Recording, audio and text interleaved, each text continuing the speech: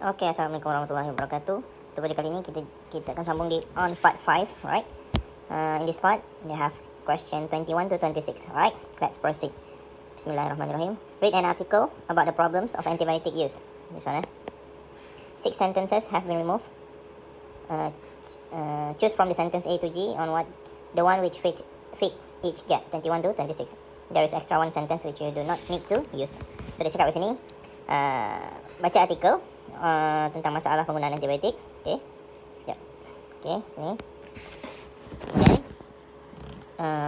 6 sentence ni kat mana? Yang sini lah. Okay, 1, 2, 3, 4, 5, 6 7. Sorry. Okay, 6 sentences, 6 sentences, this one. 1, 2, 3, 4, 5, 6. Okay, 6 sentences dah dibuang daripada artikel. Maksudnya dalam ni semua ni ada sentences tapi dia dah buang.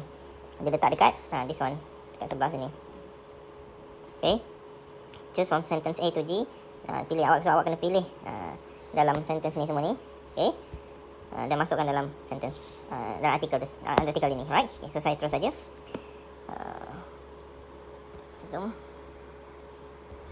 Okay, it is stunning statistic. Ianya merupakan statistik yang menarik.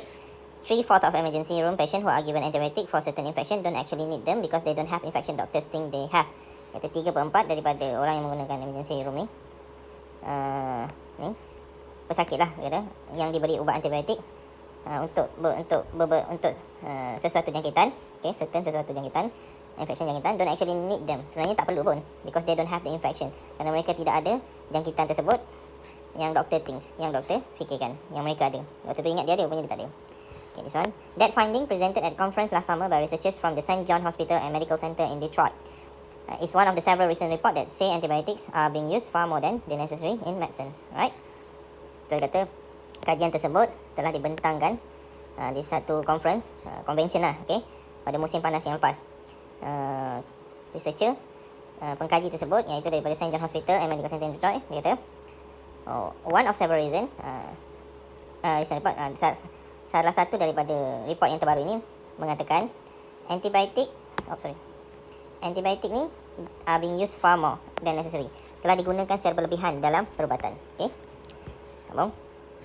Okay, in fact, this one, a third of antibiotic prescription written in medical offices are unnecessary. Okay, given for things such as viral infection that antibiotics can't cure, according to a May report.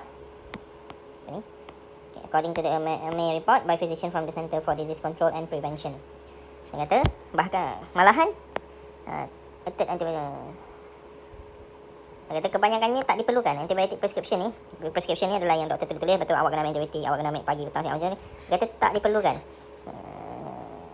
Sebab dia kata antibiotik ni tak boleh menyembuhkan viral infection, penyakit yang dihadapi, according to a May report by ini berdasarkan report laporan daripada seorang ahli physician daripada Center for Disease Control and Prevention. Okay, ini nama tempat dia kerja lah. Okay, seterusnya G ni awak kena sama apa nanti nak kena pilih. Okay, sekarang kita baca dulu point ni. The reason why not is that they are broad spectrum, which mean capable of killing many organisms and thus more likely than infection specific narrow spectrum drugs to. Okay, this one dia cakap alasan kenapa ianya digunakan secara meluas, makna ianya boleh bunuh berkeupayaan untuk membunuh banyak organism, penyakit-penyakit itulah, organism tu, benda yang virus dalam badan kita tu, that's more likely in than infection specific narrow spectrum drugs to stimulate antibiotic resistance. So dia kata kat sini macam dia lebih kepada banyak membunuh benda organism dalam badannya, termasuklah virus, masuk yang benda-benda baik apa semua, daripada kita nak cari sebenarnya kita sakit apa. Kalau kita sesama, kita bagi ubat yang sesama saja, bukanlah antibiotik secara keseluruhannya. Okay, okay, drugs to stimulate antibiotic resistance. Okay, seterusnya, while a slew of health organisation and national government are all ringing the alarm about the antibiotic resistance. Ni dari sini sampai sini maksudnya dia kata semualah orang, health organisation, national government ni, kerajaan, semuanya ringing the alarm ni maksudnya nak beritahu yang memberi amaran lah, macam dah mula bersuara lah about the antibiotic resistance ni, tentang keupayaan ketahanan antibiotik ni, dan penggunaannya yang berlebihan, excessive, oleh doktor, menyebabkan pembangunannya just keep happening, berterusan je. Maknanya orang government ni, kerajaan, orang-orang kesihatan, semua cakap pasal ketahanan antibiotik ni bagus. Jadi benda tu berterusan, tak ada siapa nak hentikan. Padahal sebelum ni kalau kita baca yang kat atas ni, dia kata tak kan, bukanlah semua, right? Apa ni pula, saya padam Okay. Alright. Okay, kat mana tadi? Okay, sini dah siap. 22 tak tahu apa. Okay, then since prescription are written by physician, it seems fair to ask why can't they stop. Okay, dia kata kan prescription ni ditulis oleh orang physician ni, kenapa dia orang tak boleh berhentikan dia? Alright, sambung. So kat sini dia cakap, that is a $1 million question. Dia kata ini soalan yang bernilai jutaan ringgit. Sir Laurie Hicks, a physician, kata si Laurie Hicks ni, yang merupakan dia ni pun orang physician juga, who leads the CDC Office of Antibiotic Stewardship. Okay, ni tak adalah, ni yang dia kata, dia ni macam pengarah lah, dekat mana? Dekat ni, nama tempat kerja dia ni. Okay, this is really about behaviour change. Dia kata ini macam sikap lah, perangai. And behaviour change is notoriously difficult. Dan nak ubah perangai orang ni susah, habit orang ni susah. The other CDC researcher just reported that antibiotic use in US hospital didn't change from 2006 to 2012. Dia kata ada pengkaji yang lain melaporkan bahawa ubat antibiotik yang digunakan kat dekat hospital dekat US ni tak berubah, didn't change, daripada tahun 2006 sampai tahun 2012. Okay. Dia kata in fact, use of last resort antibiotic for those that need the most protection from resistance went up. Dia kata bahkan penggunaan antibiotik ni sebagai jalan yang terakhir for those yang memerlukan need perlindungan daripada ketahanan tu meningkat. Maknanya makin ramai orang, makin digunakan pula, makin banyak pula antibiotik digunakan. Right? There's sama sini. There's no shortage of information telling doctor about the issue. Dia kata tak adanya shortage ni macam apa, tak ada air apa semua, water shortage apa semua tu, tapi dia kata tak lah, semua maklumat dah diberitahu, kita dah beritahu doktor. Okay, pasal isu ni, World Antibiotic Awareness, sampaikan World Antibiotic Awareness Week pun, minggu kesedaran antibiotik ni, kita dah highlightkan masalah resisten ni, ketahanan ni. 24 tak tahu apa. Okay, the CDC has been running its great smart about antibiotic program for much longer, starting back in the 1990s. Dia kata kesedaran ni dah dijalankan pada tahun 1990 lagi dah. Yet inappropriate prescribing has barely budged. Dia kata masih lagi benda ni berlaku. Patient who believe they have illness go to the doctor expecting a cure. Dia kata pesakit yang kalau dia pergi klinik, pergi hospital, dia harapkan doktor ni, dia harapkan dia nak sembuh lah. Okay? When one isn't given, bila seorang tu tidak diberi antibiotik, they feel their visit didn't go as planned. Dia rasakan yang dia pergi klinik tu sia-sia.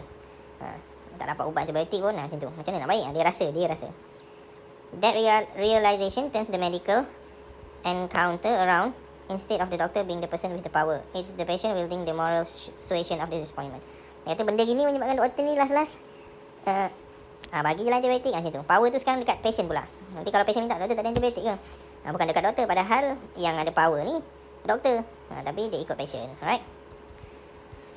Okay, last. Are there solution? Ada tak jalan penyelesaian? Okay, the CDC backs medical office. CDC ni apa? CDC ni yang apa ni? Sini. Center for Disease Control Prevention ni. Okay, CDC tu. Okay, sambung. Tak ada penyelesaian. Dia kata CDC ada penyelesaian tak? Okay, dia kata CDC ni lacks okay, the CDC ni backs medical officer putting up poster and commitment letters that emphasize reducing use.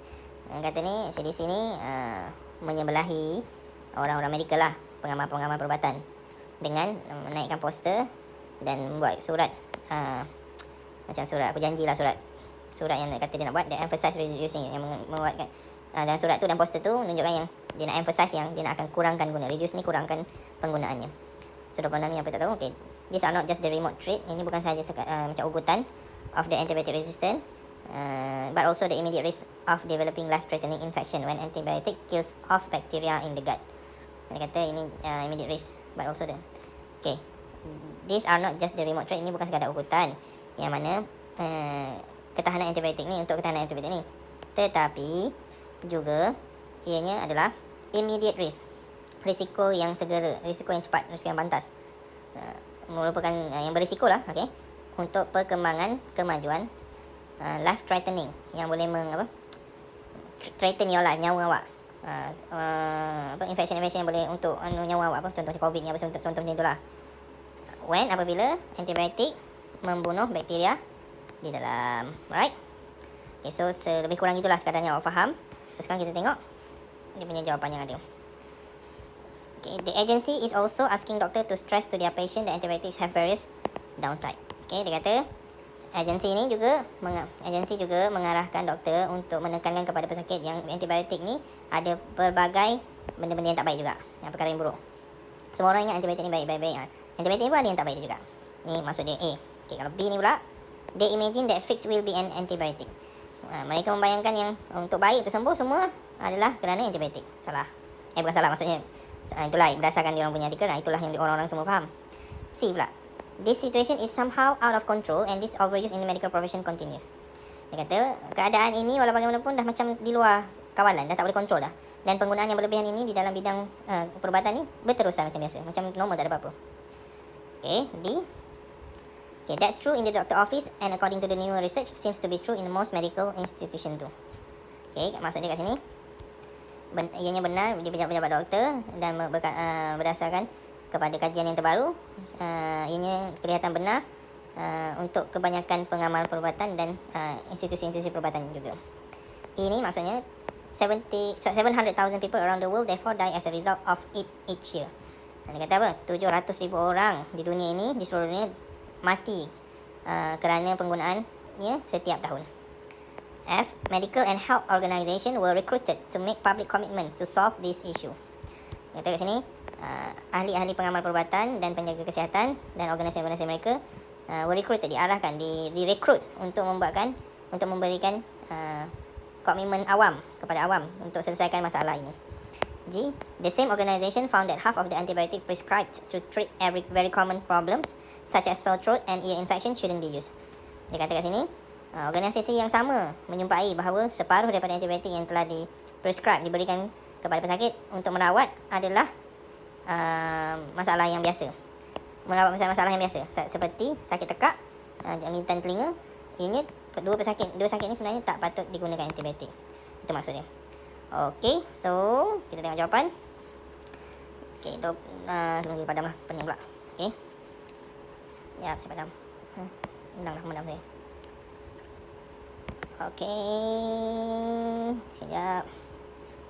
Okey, itu jawapannya. Okey, number 21. Kita baca ayat sebelum, kita baca ayat 11. Ini tips dia lah. Okay, so ini, in fact, a third of antibiotic prescription written in the medical offices are unnecessary, given for things such as a viral infection that antibiotics can cure, according to a Mayo report by a physician from the Center for Disease Control and Prevention. So G, the same organisation found that half of the antibiotics prescribed to treat the very common problems such as sore throat and... Okay, then sambung ni, the reason why not is that they are broad spectrum, which means capable of killing many organisms, thus more likely than infection-specific narrow spectrum drugs to stimulate antibiotic resistance. So sini kat sini cakap, ayat sebelum nombor 21 ni cakap, banyak antibiotik prescription ni tak diperlukan sebenarnya. Bukan tak diperlukan, maknanya bukan kat semua pesakit. Ini kajian berdasarkan May report ni lah, physician from Center Disease Control and Prevention ni. Lepas tu yang seterusnya, ayat sambungan dia, the same organisation, masih di sini juga, found that half antibiotics prescribed to treat every common sore throat and infection shouldn't be used, tak patutnya digunakan. Kat sini clue dia lah, shouldn't be used, unnecessary. So sebab tu jawapan dia G. Okay, lepas tu nak confirm lagi, baca ayat seterusnya, sambung ke tak? The reason why not is that they are broad spectrum. Ini digunakan secara terlalu general, terlalu meluas. Semua benda nak pakai antibiotik. Padahal kalau sakit ni tak perlu antibiotik. Bagi ubat yang untuk sakit ni je. Alright. Dia tak narrowkan. Mana pen saya? Dia tak narrowkan, dia tak kecilkan spek dia. Dia besar. Semuanya antibiotik, semua antibiotik. Sakit ni antibiotik, sakit tu antibiotik, sakit ni antibiotik. Alright, okay, faham? Okay, so yang seterusnya 22. C. Okay, kenapa C? So G dah. C. Okay, kita baca. Saya baca terus ayatnya. Jadi awak tengok, awak nampak yang ni memang bersambung ayat ni. While a slew of health organisation and national government are ringing alarm about the antibiotic resistance, the excessive prescribing by doctor that fuel its development just keep happening. This situation is somehow out of control and this overuse in the medical profession continues. Since prescription are written by physician, it seems fair to ask why they can stop. Okay, nampak kan? Sambung benda. Ayat ni bersambung. Maksudnya bersambung dan content idea untuk message ayat ni bersambung. Next, kita tengok 23. Macam saya cakap awak, baca. Tengok bersambung ke tak. So, ini jawapan dia D. Okay. That is the million-dollar question, says Laurie Hicks, a physician who leads the CDC Office of Antibiotic Stewardship. This is really about behavior change, and behavior change is notoriously difficult. That's true in doctor office, and according to the newer research, seems to be true in the most medical institution too.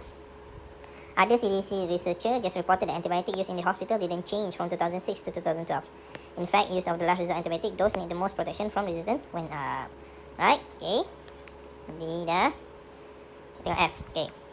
There were no shortage of information telling the doctors about the issue. World Antibiotic Awareness recently highlighted the problem of resistance. The medical and healthcare organizations were recruited to make public commitment to solve this issue.